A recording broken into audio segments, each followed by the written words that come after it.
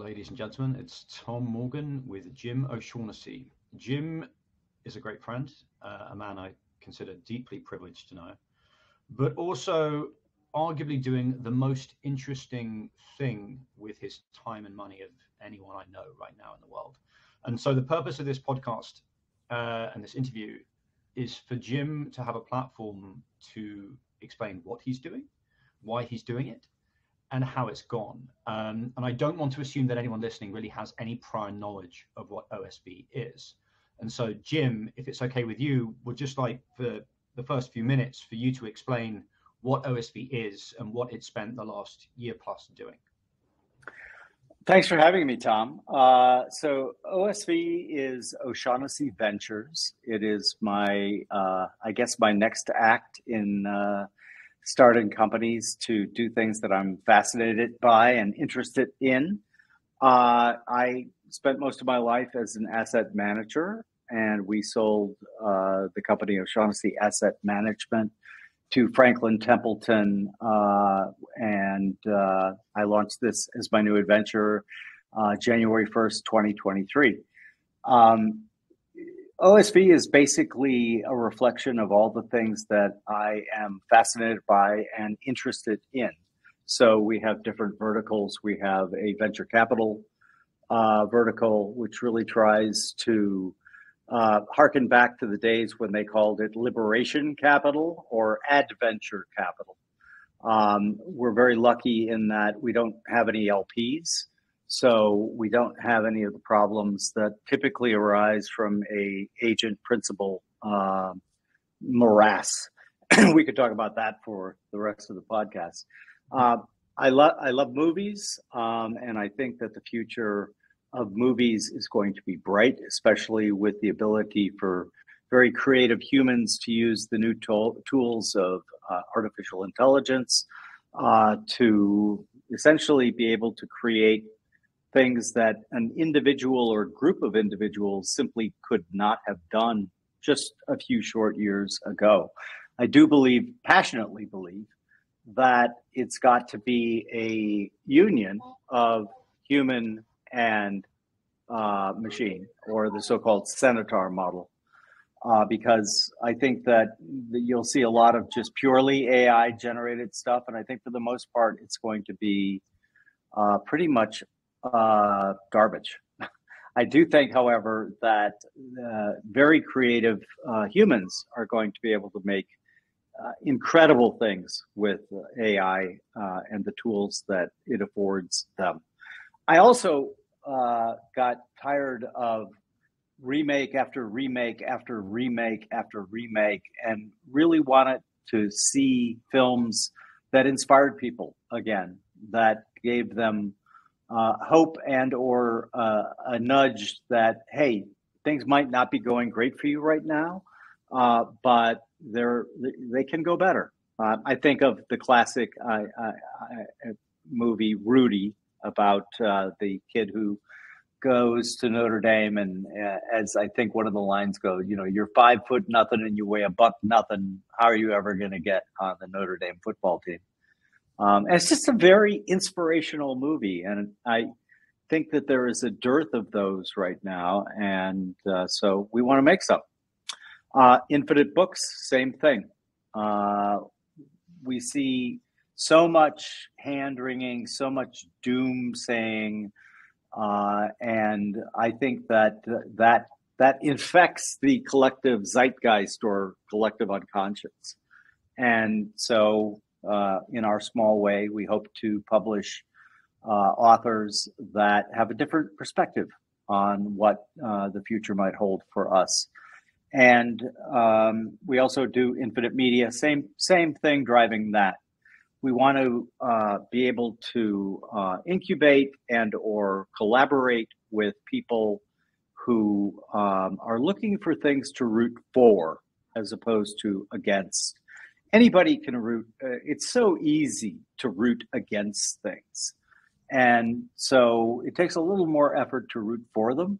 And I want to see what we can do to help amplify that. And we also do, and probably what we're best known for right now, is the fellowships and grants that we give on an annual basis. So last year was the inaugural year of that. We gave 12 fellowships of $100,000 each, essentially to the AI is active, I see. Did I just give myself a thumbs up? The idea for the grants and fellowships came when I was thinking about the idea that as the world has become more and more interconnected, and as we, I hope, are building the human colossus in which we can collaborate and identify people with great ideas that previous generations just didn't have access to. Up until maybe a couple of decades ago, a genius could be born, lived, and died. And even the genius didn't know they were one. And there was no way to find them. There was no way to amplify them. There was no way really for, like me sitting here in Connecticut. I was very limited by my geography and by my networks under the old sense of the word. Well, that's not true anymore. And we now have an interconnected world in which we can find and fund geniuses all around the world. And the idea there was simply, if you can do that, you've got to do that. And so we made the fellowships and grants, we thought fairly different in that there are literally no strings attached. You don't owe us anything if you get a fellowship from us. You can go to college or not go to college. Of course, Peter Thiel being very famous for his fellowship, in which one of the requirements is that you drop out of school. And there are a bunch of others, but many of them come with significant strings attached to them. Not all. I've seen several really good lists put out on Twitter and other social media where they literally, it's a Google sheet of all of the various fellowships that are available. And actually quite a bit more than even I would have just naively assumed before doing the research. But I just think that the ability to highlight people whose ideas are really interesting, but for a variety of reasons, they can't get funding for them, or they have other obligations, which is often the case. This was an opportunity for us to do that. And so far, we've only had one class, but some really great things have happened. I was just on, for example, yesterday, a call with an Indian fellow who we gave a grant to, and he made a music video with it. And I really didn't know his backstory. What happened was it went hyper viral in India. And it's got tens of millions of views, and he's being courted by all of the major labels, by all of the major companies, etc. And it was just great to hear from him, his journey and his experience. He's got a bit of Siddhartha in him, in that he meditated for a long, long time. If you know the story of Siddhartha, he's who became Buddha. And he just had this fascinating story, and it was just so lovely to see our little grant. Really, it was a grant, which are 10,000, not the 100,000, that made a big difference in his life. And so that's what we're doing, and we're just loving watching the results.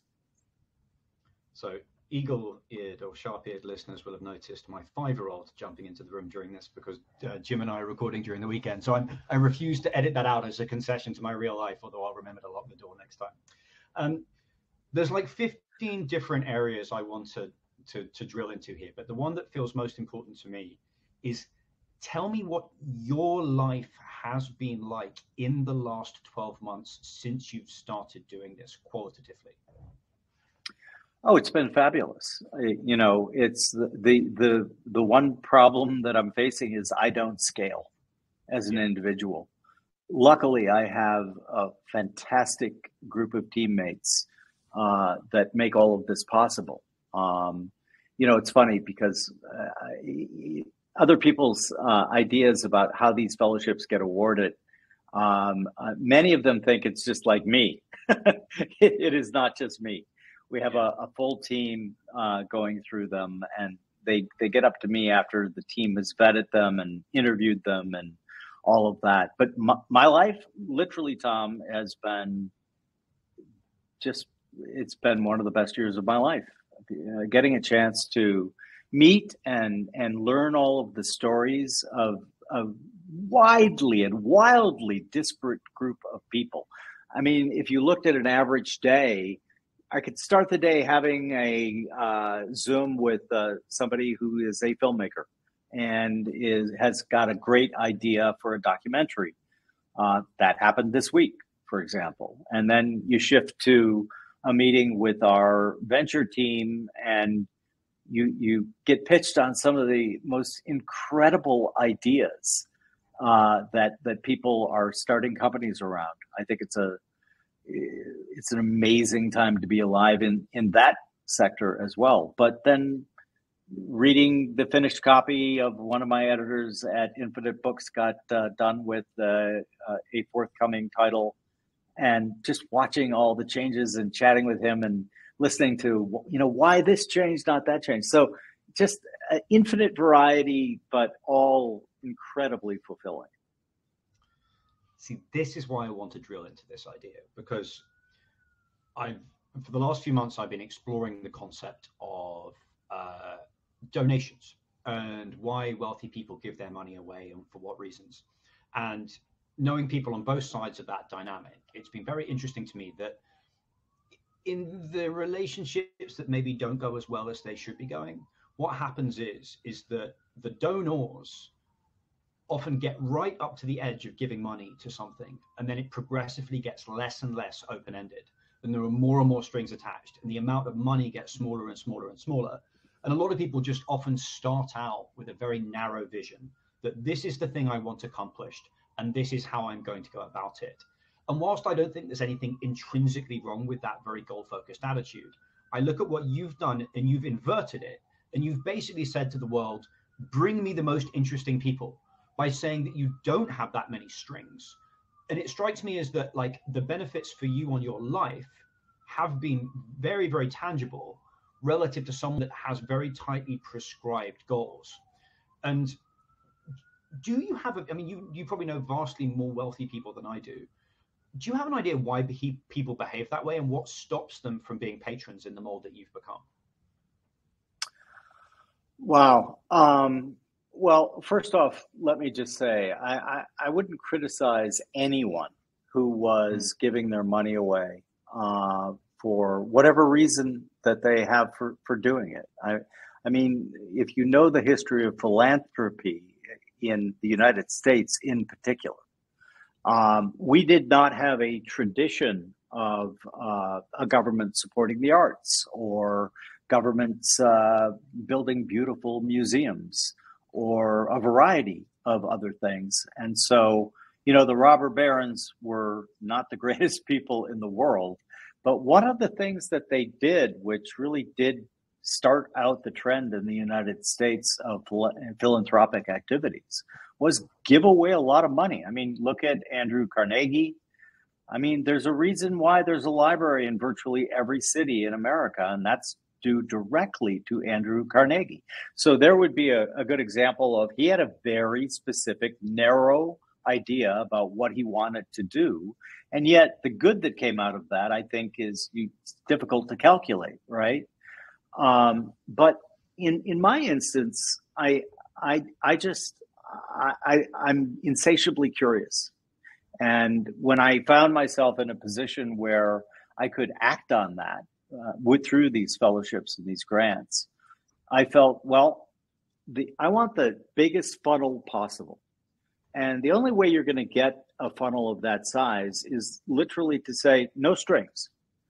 And, now, does that open you to quite a few wacky, real ideas? Yes, it does. But, guess what? Some of those wacky ideas we're going to fund. Because they might feel wacky to committees and whatnot, but they're really not at all. One of the problems that I see with I had Rupert Sheldrake on the podcast recently, and He's a brilliant scientist, but had the bad taste to turn on his colleagues after. I think one of the reasons why he got such draconian treatment was because he was the poster child for the establishment and the citadel of science. He took the top honors at Cambridge in biology. He was a special scholar at Harvard.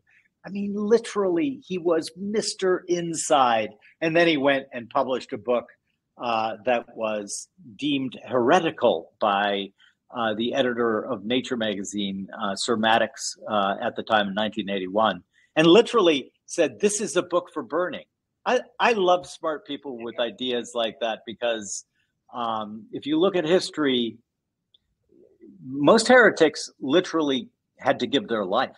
They ended up being burned at the stake or beheaded, or they certainly had lots of novel ways to kill people back then. But nowadays, hopefully, they're not giving up their lives, but they're getting excluded by institutionalized like grants and things like that. If you look at what's getting funded in science, it's generally speaking not anything that's going to be a true paradigm shift. So one of the things that we try to do in our tiny way, right, is to take those people seriously. Yeah. I was hoping to wait more than 20 minutes before I took you to Crazy Town, but I can't not do this now. I listened to your podcast with Sheldrake because I'm mega fans of you both. And then later in the week, I encountered an article by Daniel Pinchbeck that made reference to Sheldrake's theory in a way that I've never thought of before, where basically he talks about what he calls radical occultism as a worldview, where he talks about how, a couple of hundred years ago, Westerners would go to Tibet and they would see a monk leap so far it's like they were flying.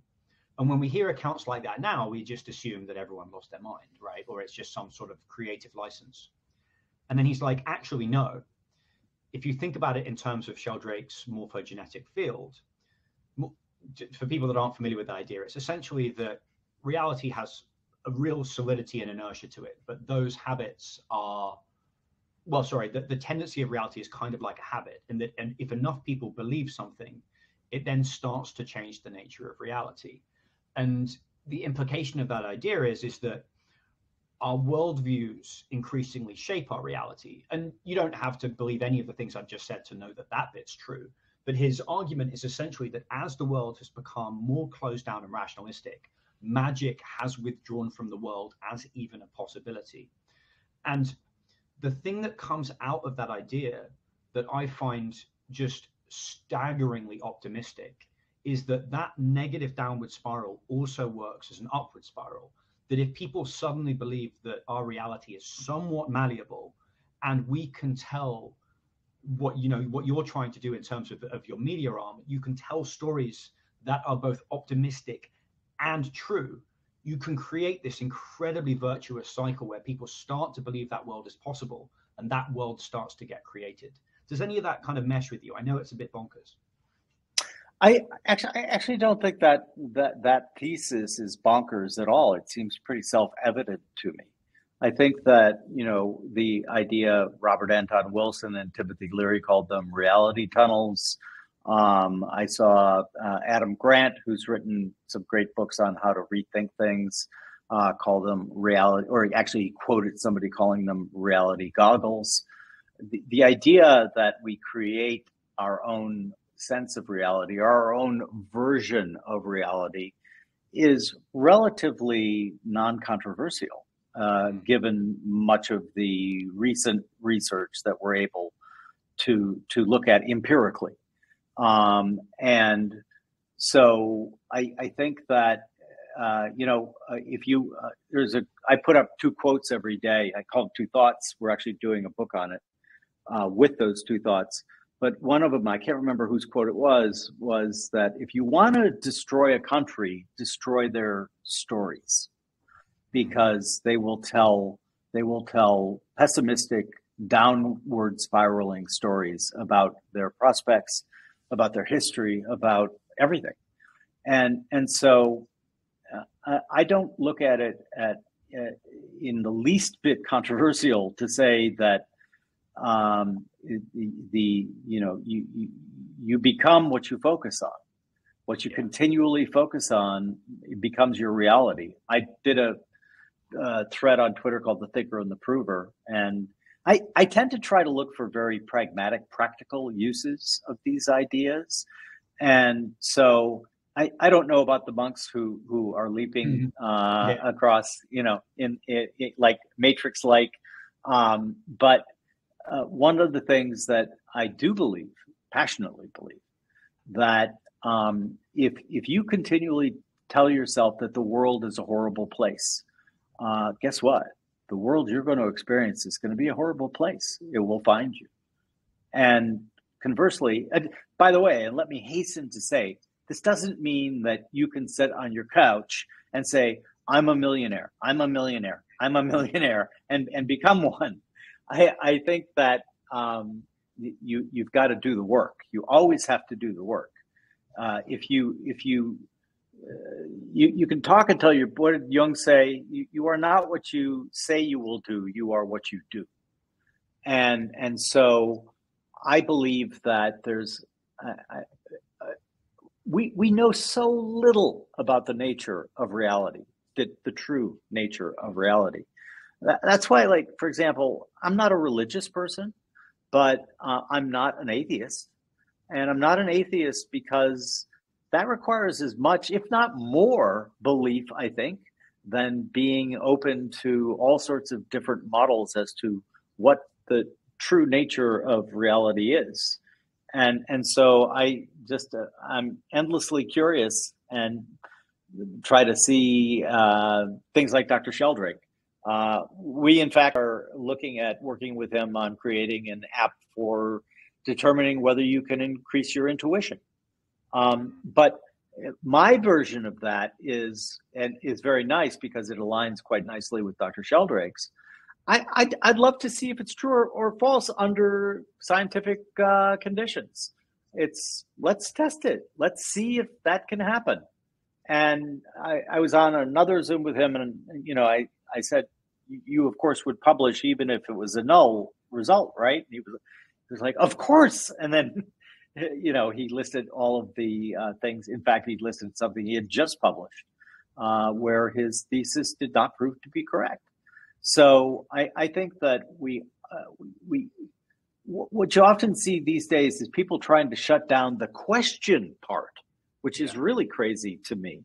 We should be willing to entertain a broad array of questions, but then we should try to be pragmatic about it, and we should say, well, let's take a look. Let's see if this actually is helpful or not.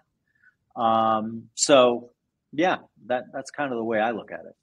I mean, one of the lines that stood out from Sheldrake in that interview was essentially that he named, I think, the BR institution in Portugal that's the number one psychic research lab that I think it gives away about $1 million a year, and the Large Hadron Collider is the second one's being built for 20 billion euros. And you're just like, we can do both, but like the idea that there's no funding whatsoever in these areas that may actually bear serious fruit. And the fruit, I think, would be that if our reality is more negotiable and malleable than we think, we have slightly more freedom to follow our bliss, knowing that there'll be positive feedback from our environment.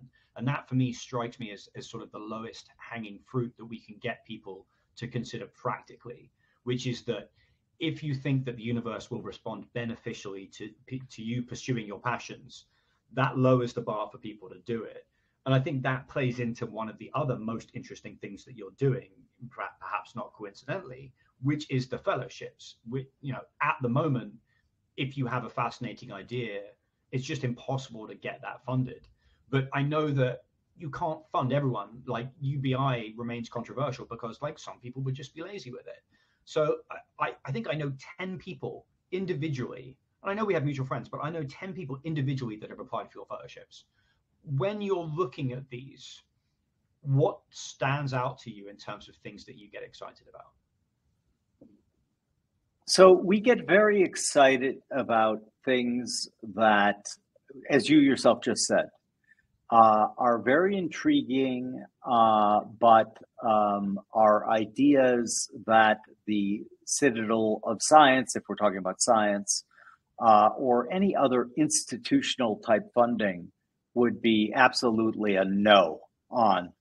Now, that doesn't mean we're out searching for what others might call crackpot ideas, but we are absolutely open to a compelling thesis where the person has demonstrated proof of work. For the most part, these are things that have really drawn their obsession or attention for quite a while, and that seems like a reasonable thesis to explore. So one of another favorite of mine, as you well know, and I'm going to get you to read all of his books at some point, but is David Deutsch. And one of his quotes is, if it does not violate the currently understood rules of physics, it's true. And I've always loved that line of his, because it's like spoken almost like a true heretic. If you were looking at institutional science, etc., my God, you'd think that that would be the one area of human history and of life where the general rules of human OS don't apply, but they do. I mean, look at the way the Citadel treated Dr. Sheldrake.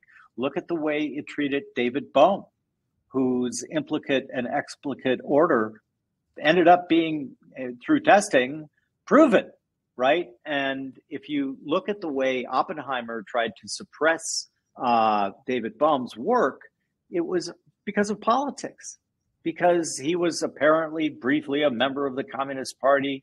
And if you look at it, it's like the movie Mean Girls, right? You've got the correspondence between Oppenheimer and his fellow scientists basically saying, we must ignore David Bohm's work.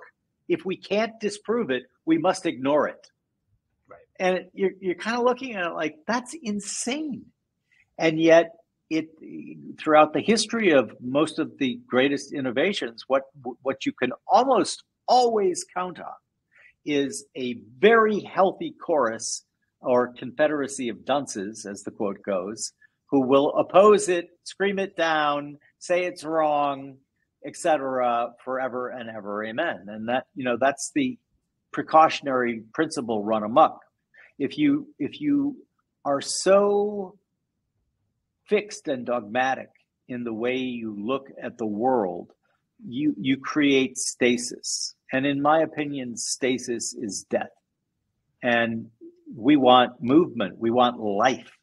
And so therefore, anything that we can do to advance ideas that are out of the mainstream, but should have a fair hearing, as it were, we're going to get very intrigued by that. And then also it doesn't have to be just science. So, for example, we funded last year, and the documentary will be coming out, I hope, soon this year. But a young man whose father, after the Communist Revolution in mainland China, literally swam to Hong Kong. He swam to freedom. And when we were interviewing the young man, I learned I didn't know anything about this. And, I have I go down a lot of rabbit holes, as you know, Tom, and I'm like, what? And so he gave me the whole history, thousands of mostly men, but some women, after the takeover by the communists in mainland China, swam to freedom in Hong Kong. And so that really grabbed me as, wow, what a story. I didn't know about it. That's a story that needs to be told. But why was he doing it? He was doing it for a reason that just, he got me when he told me the reason he was doing it. He was doing it because he wanted to know his father better. And his father was one of these buttoned up, closed off type people who wouldn't talk about this experience with his son, with other family members, etc. And so he realized the only way that he was going to get his dad to do it was to make a movie about it. And so things like that we find also really, really interesting and really important, because there's a lot of stories that aren't being told that we think should be told. On the science thing, I was introduced to a lovely woman called Mona Sobhani about this time last year, and she's a highly credentialed neuroscientist that had a series of encounters that led her to exploring psychic phenomena and writing a very good book about it. And I then read 4 or 5 books last year, which basically said that like the statistical evidence in favor of these things is dramatically higher than you ever thought it would be, and effectively proven. And I don't actually, funny enough, I don't really have a dog in the fight in this. I haven't had that many experiences myself that I would categorize as psi, but it opened my mind to a possibility that ordinarily, if someone told me they went to see a psychic, I'd just assume that they were a gullible moron. And I've read lots of books about the techniques that charlatans used, so I just assumed that applied to everyone. But what was incredibly interesting to me over the course of the last 12 months is I've raised this as a topic of conversation with a lot of my friends, a lot of people I've met. And there has been a fairly tight one-to-one correlation between how rational and intellectualized someone is and how angry this topic makes them, like actually angry when you bring it up. And it made me think about the whole science and heresy angle, that I've noticed that the one thing that really triggers people at any kind of subject area that threatens the sovereignty of the intellect, that there's any force outside you that might be guiding you, that there are any forces outside interacting with your environment, that there's a form of intelligence that might be a better guide than you for your future growth, any kind of intuition, stuff like that, gets immediately shouted down by the Citadel, which in itself is super interesting. But the place that I think it's going is the incorporation of that kind of philosophy into a worldview, kicking and screaming. And one thing that you've talked about a lot in public, and I'd like you to drill into a bit more, is your concept of the Great Reshuffle and what that means to you and how OSV is playing into it. So first, just to comment on the idea of those in power or the institutionalized power trying to suppress ideas that are against or somehow contrary to their own. I mean, that's as old as we have written history, right? For most of human history, the dynamic of the rulers versus the ruled in any of the arts or sciences was very much a zero-sum, negative sum in certain cases game. And it's not just science, right? Impressionists got their name as a term of derision, not as a term of admiration. The French Academy of the Arts had grown very, very stale during the time when Impressionism was emerging, and they did everything possible to snuff it out. And the term Impressionist was meant to deride them. Oh, it's like a child finger painting. It's just an impression. And so some of the greatest artists of all time are, of course, of the Impressionists, but they were ruthlessly suppressed at the time, just like the early sciences ruthlessly were repressed by usually the church.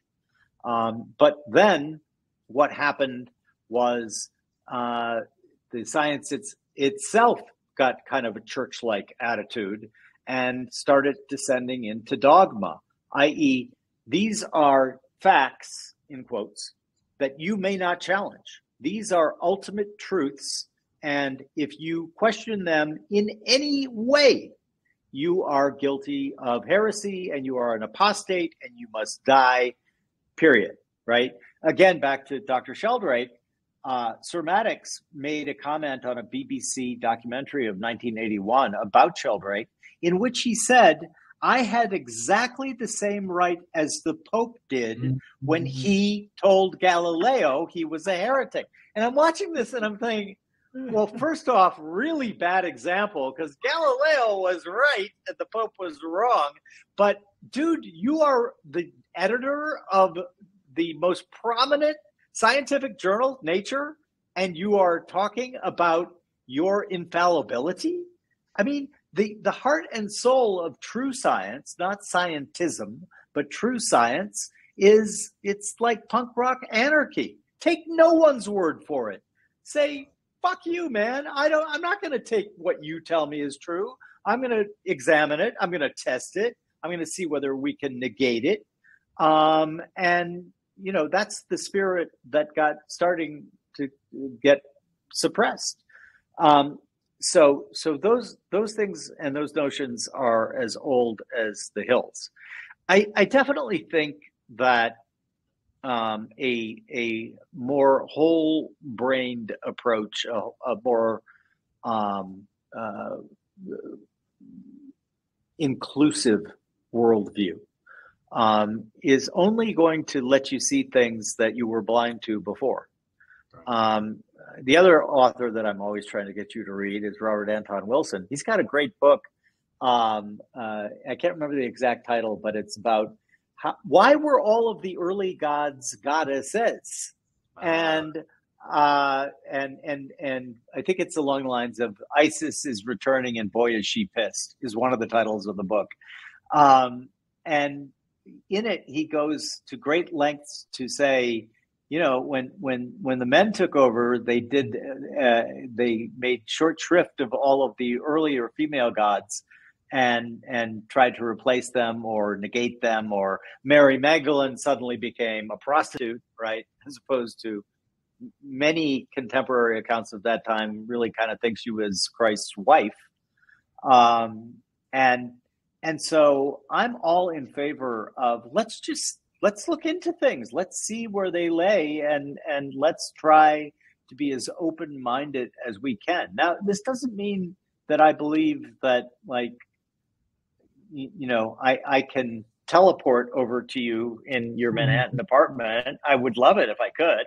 And I'm not saying that ultimately I might not be able to, or one of my descendants, but for now I can't do that.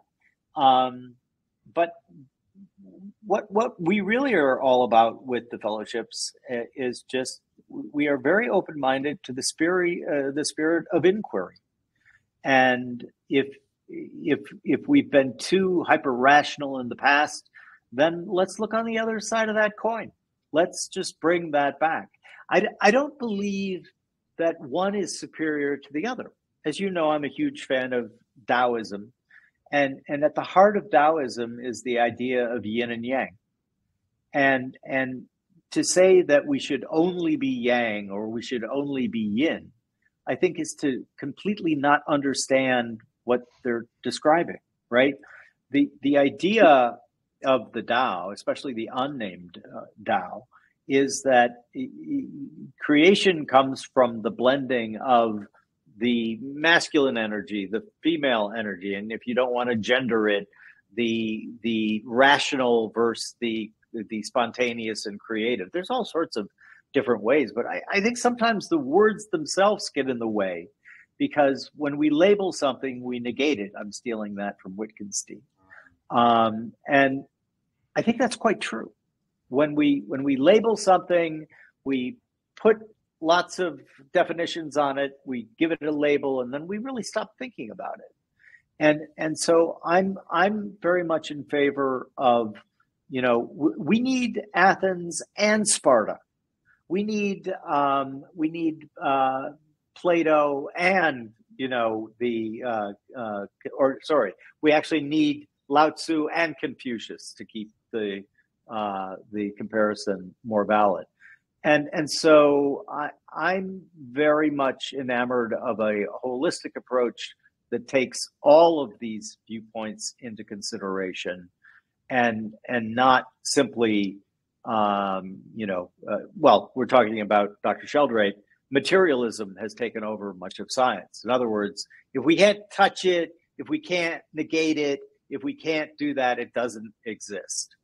And I think that is an impoverished way of looking at the world. And when you have an impoverished lens, you see poverty. Yeah, it's so funny, all those things you just said, because it's deeply resonant. Like, one of the themes I've been writing about for the last year or so is this return of the archetypal feminine. And I stayed away from that framing for a long time because of the whole like gendering of it could be seen as problematic. And then you get into it and you just realize, no, we each have like a masculine and feminine side, and that's just one way of characterizing it. But in the call to adventure, it typically comes from the feminine side, what Carl Jung called the anima. And in the movies, you see that as Trinity in the Matrix bringing Neo to the club, or Princess Leia getting Luke Skywalker off Tatooine. But all that means in daily life is that when you're stuck in a rut, it's often your intuition and your passions that get you out of that rut, and that question that you can't stop asking that gets you out of that rut. And I feel that our imbalance, so not a full tilt one way or another, but our imbalance towards that masculine energy, that materialism, is actually like hurting people on an individual level. And it's interesting to me that like you're helping get some of those people over that barrier through actually providing them, material support. But I do feel that the fact that we've absolutely obliterated the role of the intuitive in modern society, and with it the role of intuition, that really freaks me out, because it basically means that a lot of people get stuck in some very dark places because they don't have the faith to leap when they need to. Absolutely. And, it's funny you're bringing up Joseph, and I just happen I didn't plant this. I was looking up something. I was looking up something else.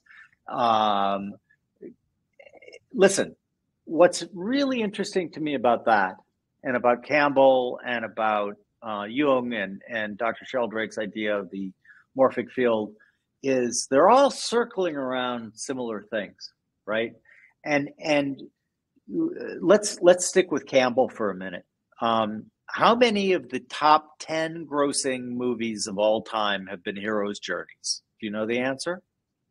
I did this research a couple of years ago, and it's 11 of the top 15. Yeah. So the vast majority, you use the term resonance. Listen, you want resonance. You want to see what people really resonate with. Just look at that. Look at the box office. If you want to be completely like, well, that doesn't make any sense. Well, if you want to make a lot of money, you might want to understand the hero's journey, because it deeply resonates with the human experience, lived experience. And by the way, the movie I brought up, Rudy, hero's journey, total hero's journey, right? He goes and tries to do the impossible. He loses the girl. I mean, like all of the steps of the hero's journey, or Rick and Morty's story circle, are present. In fact, one of the things that we are doing at O'Shaughnessy Ventures is we are generating all sorts of hero's journey stories via AI. And it's really interesting, because the thing that fascinates me about AI is that it can look at an array of 100 million data points and say, oh, this, and this all connect. Do you ever think about the synthesis of these four, of this 100 million data set series? Well, humans can't. AI can. And again, it looks and finds liminal spaces. And to me, that's fascinating. It's not replacing us. It's a tool which we can use to see those insights that we simply couldn't see otherwise. And, it's like, I personally think, Tom, this is maybe the most exciting time in human history to be alive. And everybody is like, well, not everybody. I don't want to be guilty of this myself. Many, many voices are pessimistic and filled with doom and filled with fear. And honestly, good Lord, study a little bit of history, man.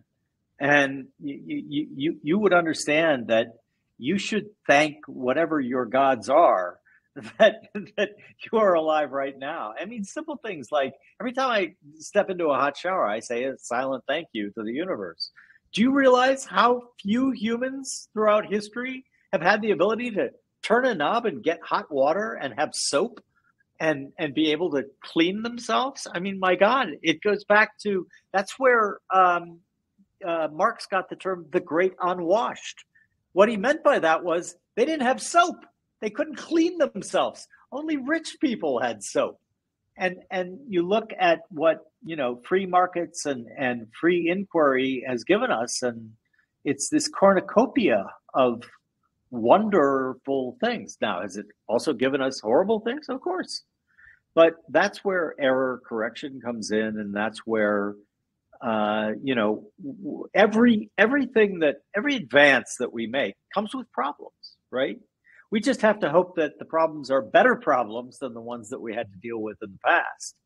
And the idea, though, that we live in a world right now, especially we who have the luxury of living in the United States, where we still have, hopefully, the rule of law. We still have a First Amendment to the Constitution, which prevents the government from stifling what we can and can't say. And by the way, if we didn't have the First Amendment in the United States, we'd have speech laws just like they have in Europe, just like they're putting in Canada right now. I mean, the founders, we have much to be thankful for, and we really need to thank those guys and women because, golly. But the point is, the idea that we can move forward without friction or without new problems being created is fanciful. We just hope that we can always error correct along the way. And, can you imagine fire? If you looked at some of the doomsayers today, if they were around when fire, they would be like, no, that's horrible. That's really, do you know how fucking dangerous fire is? Well, of course it is. But after we invented fire, we invented fire alarms, fire extinguishers, fire departments, fire doors, fire warnings. We didn't want to try to ban the tech of fire. We worked with it. So I was thinking about this yesterday when I knew we were going to talk. And I was, actually, let me put it a different way. I found that there's two ubiquitous myths. There's the hero's journey. And in short, I think that the hero's journey is teaching you to be in alignment with the forces of evolution and all of the universe that can create through you. And the opposite of the hero's journey is the myth, which is be careful what you wish for, which is when you go to the witch and you say, please give me this. Aladdin gets his 3 wishes. And one of them is, make me handsome so that the princess will love me, or make me rich so that the princess will love me. He gets it and she finds him boastful and arrogant, right? You want something and it's not what the universe wants for you, and things go horribly wrong. And we've been telling that story for hundreds of thousands of years. And my now dear friend Kyla Scanlon, who I know is a fellow of yours, and she was on stage with me a couple of weeks ago at a conference, and she put up this slide from an article called "The Limits of Billionaires' Imaginations Are Everyone's Problem." And effectively, the argument was that the billionaire class no longer has imagination. And a lot of our future worldviews are actually either very kind of head-based or just linear extrapolations. So most people default to doomerism, which is a linear extrapolation of trends they don't like, or techno-utopianism, which everything is going to be okay once we just have more technology. And it's very interesting to me that things go wrong when we act only with our head. That's be careful what you wish for. My head knows better than my heart. And our worldviews, when they're driven by our head, are also incredibly devoid of life. And we don't even take the heart seriously as a culture in terms of an organ of cognition. But what I've noticed is that whenever you have a heart-centered worldview, it's unexpected. It's often a little bit wacky. But for me, it gets people much more galvanized and positive relative to the other options. And I think represents a meaningful pivot for our society. So it's not just AI will save us, but it's human-centric AI that will save us. It's things that can allow this new era of human flourishing. And it strikes me that there are very few people telling those kinds of stories in the public domain. I can count them on less than the fingers of one hand. And that for me is really interesting, and that I think we should all be working to elevate those kinds of heart-centered future stories. Well, as you know, Tom, from our numerous conversations, I don't like deterministic either or thinking. I don't like 0 to 100, black, white, yes, no. I think that we are deterministic thinkers living in a probabilistic universe. And generally speaking, either hilarity or tragedy ensue. So I think that I don't know what would be driving. You mentioned billionaires. I don't know that we should just simply look at them as the class who are being naughty or whatever, because a lot of largesse and giving and patronage is now done through government, and so you have the NIH giving hundreds of billions of dollars to what, in my opinion, might be incrementalism, right? And so rather than say, that's bad, which is my opinion, I think that, but let's be really careful. It's just my opinion. Right. And one of the things that we humans often do is we often confuse our opinions with, a God-given fact. And I don't do that. I know that probably most of my opinions are wrong. All you have to do is study history. And if you and I, getting back to time travel or teleportation, if we could travel back in time, we don't even have to go that far back. Let's go back 500 years. And if we could know who were the dozen smartest people on the planet 500 years ago, and you and I were able to gather them all together, what we would find is how shocked we would be with everything they believed, because we would know, being 500 years advanced from them, that they were wrong. And so rather than either or, right, wrong, I prefer to think of it in life as movement, as directionally moving upward. Now, that doesn't mean that you don't have some sharp downs, right? We had the Dark Ages. They were not great. But the idea that life is about becoming, right? It's about growth. It's about movement. If you stop moving, if you stop growing, you start dying. And if you are dogmatic in your outlook, if you're closed-minded, if you think that what you happen to believe has a purchase on 100% truth, you're brain dead, in my opinion. And so I think that it would be great if people who had the means, right, back to your billionaires, who had the means, started doing more patronage. I think patronage is you look at the Medici, for example. There's a reason why all of those great artists found themselves in Florence. Florence was the city-state that the Medici ruled. And so what happened? They were a beacon. They were a Snelling point. And they started giving all this patronage. And what happens? Give the patronage and the artists appear. And so when you look at why Florence was so important in the Renaissance, it was because of the symbiotic relationship that existed between the Medici and the artists who they gave patronage to. The artists were drawn like moths to a flame because, my God, I can actually have this idea of mine become a reality because of this family in Florence. Well, that's where I'm going to flock to.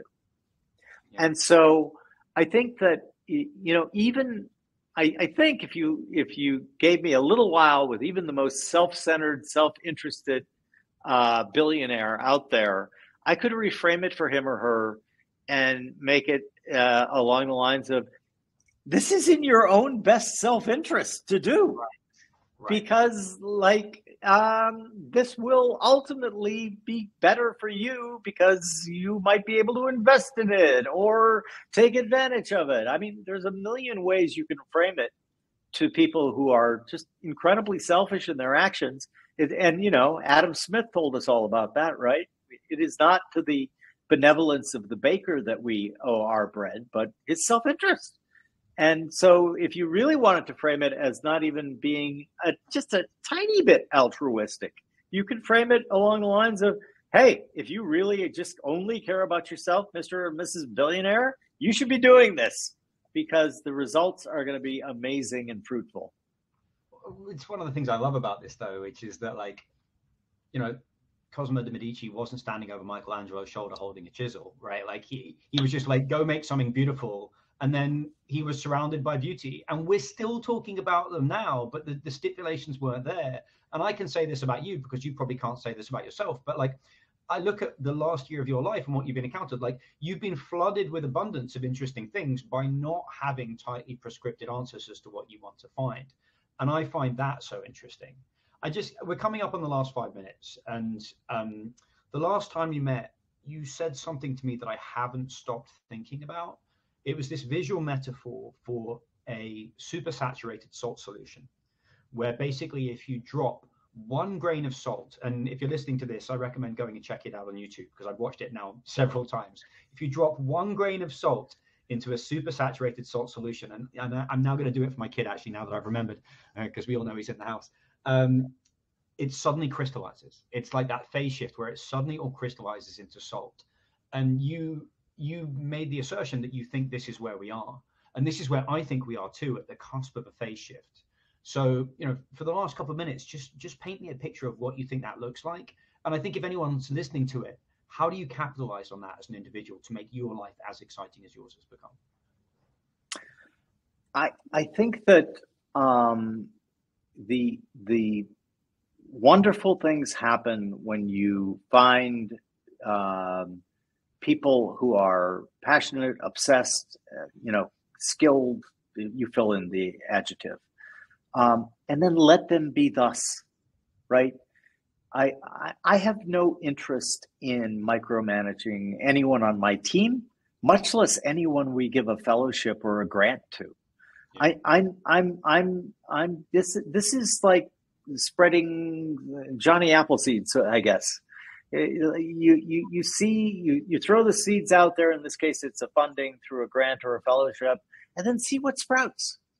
And the key to that, though, is you can't have a predetermined outcome that you want to see as the answer, right?